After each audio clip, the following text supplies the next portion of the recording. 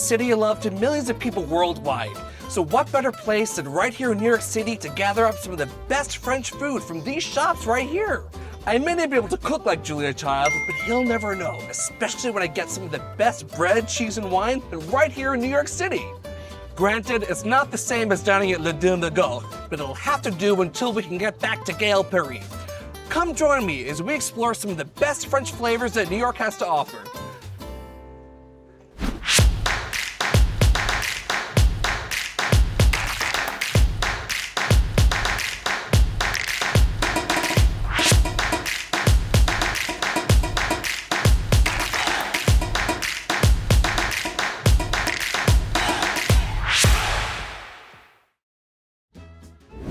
Bonjour! I'm Justin Russo, and this is Check Your Luggage.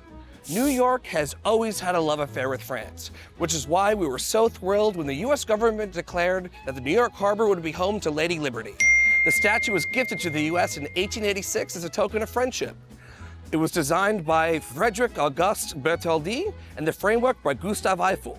I mean, you can't get more French than that, am I right? I'm here in what is lovingly called Little Paris on Center Street, and not just because of the French spelling. It's likely due to the old police headquarters, which opened in 1909, was largely influenced by the famous Paris City Hall, Hôtel de Ville. New York is full of French culture. With over 60,000 citizens residing here and over 80,000 French speakers, it's no wonder that all these shops and restaurants opened up to cater to that community, and to our benefit.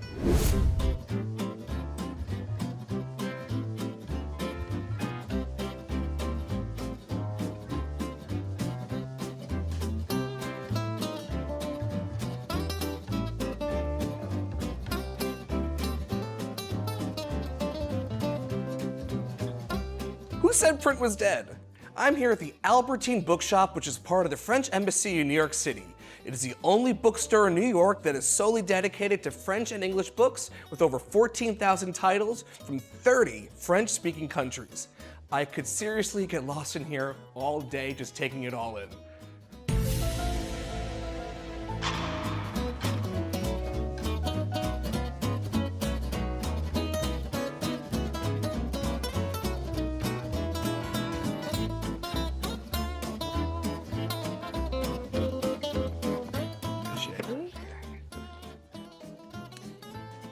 Cubism at its finest.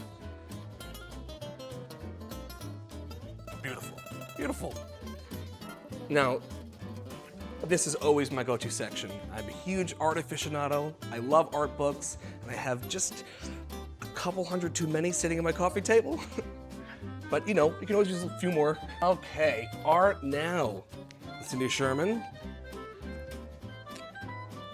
And a bunch of contemporary things that I will try to understand, but may not be able to explain. I'll take a pass.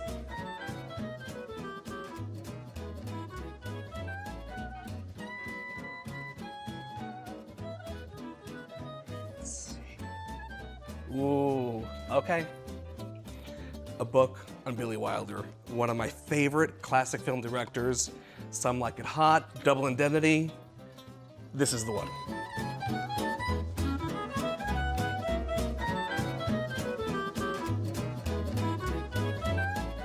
I want to browse a bit more and take a little read, but then I'm going to meet somebody who knows a bit more about French culture.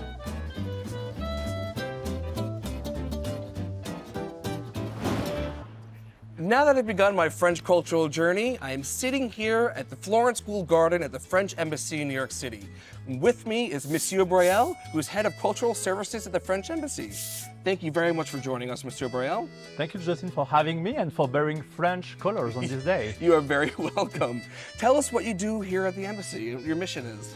So our work and our mission is to promote the best of French culture, art, literature, cinema, and with headquarters here in New York City and 9 offices across the country. We aim to bring authors, artists, but also educational and university programs to cities nationwide. And I must add that it's an incredibly exciting time for us because we've just announced the creation of Villa Albertine, a new cultural institution and residency program. With the launch of Villa Albertine, we want to reinvent modern artist residencies and to create a new model.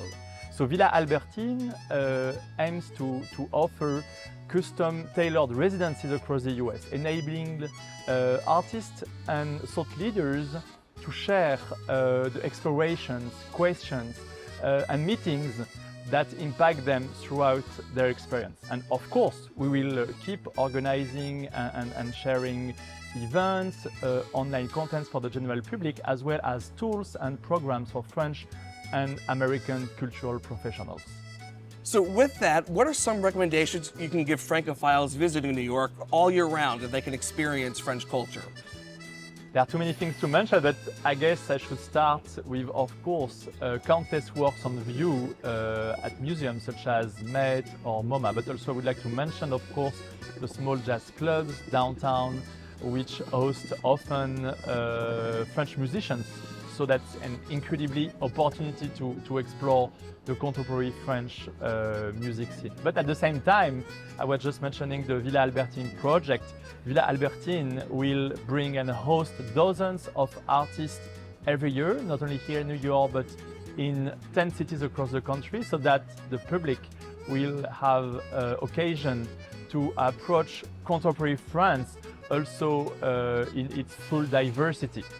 And of course, we are always happy to welcome you and your audience to Albertine Bookstore. Now, what are some highlights you can give first-time visitors who are going to Paris or France, and places of interest that you think would be really immersive? First, one thing to keep in mind, 1 week won't be enough. So make sure to go for the entire month at least. No, too many things to see and visit, but I'm not very objective in saying that, since I used to oversee them as an administrator, but the Pantheon and the Arc of Triomphe are unmissable, and especially the Pantheon. People don't know that, but the Pantheon holds the most important, the largest historical collection of graffiti, with pieces, including erotic pieces dating back to the 18th century. So make sure to visit it next time you are in Paris. And personally, I will say one of my favorite places I've been to is Giverny. I know it's right outside of Paris, and it was quite a magical experience. Now, what are some recommendations you can give to the LGBTQ plus community when learning about French history and culture? I guess that one of the best places to start is by diving into works by and about French artists within the LGBTQ plus community. Countless authors have written incredible works reflecting on what it's like to be queer in France. From Edouard Louis, The End of Eddie, to Fatima Das or Anne Garreta. But if you allow me to do so, I would like to mention a woman, Geneviève Pastre. She was born right after the World War I. She was a poet, an academic, and a lesbian activist, actually a pioneer. A scholar, she was a specialist of homosexuality in the antique Greece, and actually she fought intellectually with Michel Foucault over his history of sexuality, because for her it lacked a bit of an understanding of lesbianism.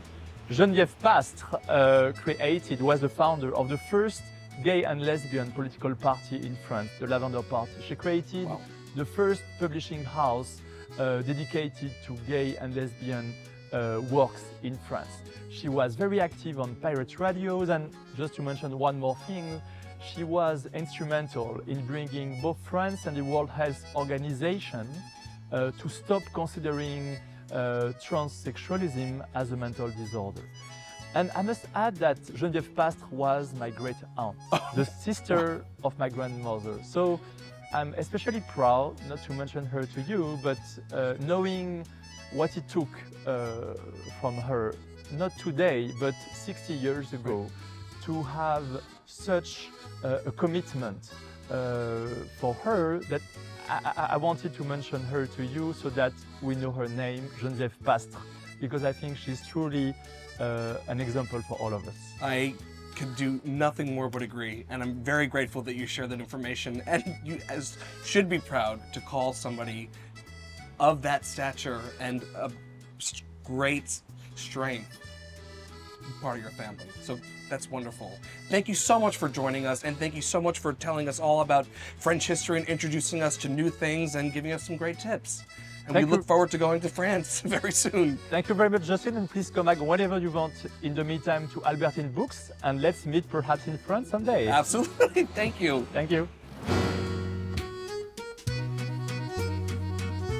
I am joined here by the amazing Victoire Lester, who runs the French school Coco here on Center Street. She's also one of the creators of Little Paris. It's Coucou, actually, not Coco. Ah, okay. I think I may need some classes then. Speaking of, tell us about the history of your school. Yeah, sure. So Coucou was created in 2013 in Williamsburg, Brooklyn, initially. It was founded by two French cousins, Léa and Marianne Perret, who were 26 and 27 years old at the time. Pretty bold to create a business at that age. So their ambition was to teach French in a new and modern way, and kind of like get rid of like the dusty grammar books and like make it like super fun and enjoyable to learn like all hard things about the French language.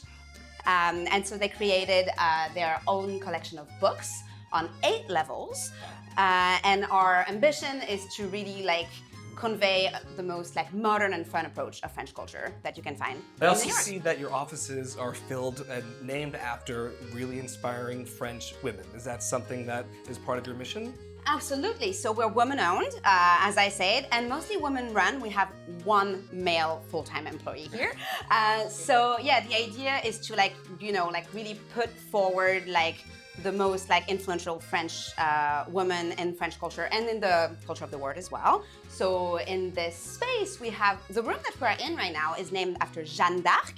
I guess everyone knows Jeanne d'Arc. We have Simone de Beauvoir, a famous author and feminist. Simone Weil, a lawyer who legalized the abortion in French.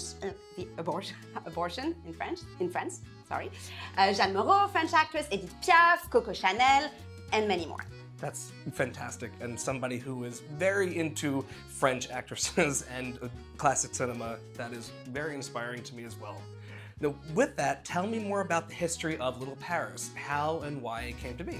Yeah, absolutely. So, as I said earlier, initially we were created in Williamsburg, Brooklyn, but we moved into this space in Nolita in 2018. And when we moved here, we realized that the exact neighborhood that we're in didn't really have a strong identity. Like, there is like Little Italy to the right, Soho to the left, Chinatown to the south, and like this specific street is a bit like a crossroads of everything. But also, when we moved into this space, we found out that there were many French businesses on this street. There is Maman, the French cafe, La Compagnie des Vins Surnaturels, a French wine bar, Click, a French gallery right next to us, and also mostly this beautiful building across the street here, which is a former police headquarters that was actually, we found out, modeled after Paris Hôtel de Ville, which is a city hall, and it's a Beaux-Arts style building. So our students were coming to class, like with a French baguette under their arm, a French bottle of wine. They were just visited like the French fashion shops of Nolita, and they were sitting in the classroom looking at the window, and they were like, it seems like we're in Paris right now, because you don't have a view like that in many places. No. Yeah. My next question for you, which is a little more personal, in your opinion, what do you think it is about French culture that really draws people from New York and around the world? That's an excellent question. I think there is a certain like art de vivre in France that is all about, you know, food, like taking the time also to eat, to drink, like being a bon vivant, you know, like enjoying all good things in life and not being too stressed out. Another thing is that, and you can see it with like, you know, the way that the school is decorated and the ambience here, like French people are looking for beauty in every aspect of their lives. And so I think that's also why, like, you know, being across the street from this incredible building in this beautiful little townhouse, like, makes, I think, an even bigger impact for the school. But yeah, I mean, you know, who doesn't love fromage? Cheese. Who doesn't love a good baguette? Right. And also in France, there are so many different like landscapes and different microculture within such a small country. So I think, you know, that's what makes us special. And for me personally, I'll add the arts. I don't think. Oh, of course. I mean, arts and history. How could I forget?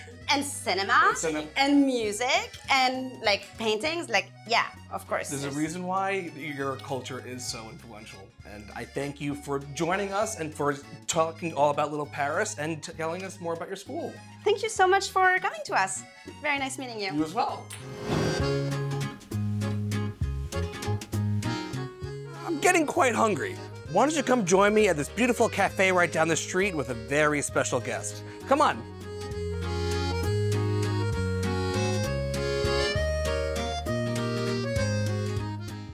We're at the wonderful Marmont Cafe, which is a little oasis down on Center Street. And joining me is the incomparable Merryn Johns. She is working for the only online magazine aimed at queer folks over 40, called queer40.com. Merryn, thank you so much for joining. Justin, thank you for buying me a coffee. You are very welcome. So you are the new editor of queer40.com. Tell me about the new magazine and its mission. Its mission is to provide a space for people like us online. It's never been done before. It's the first publication of its type in the world. And I really believe in the mission because our demographic is really underserved in the community. I think that is very true. And oftentimes, as a traveler myself, I'm encountering men and queer men of my own age. So I'm very glad that you were taking this on. And men and women together, which is something that also hasn't been done much before. We can all, live and travel and get along. Get along, yes. So tell me about your passion for travel. Where did this start? I think it started because I was born in Australia, which is the other side of the world. Right. And the rest of the world really felt so far away to me that you could say as a kid, I grew up with the worst case of FOMO. So it was just, look at any Australian and they've usually got their passport out by the time they're 19 years of age and they're gone. I think at any point in time, about 5% of our population is traveling the world somewhere. Wow.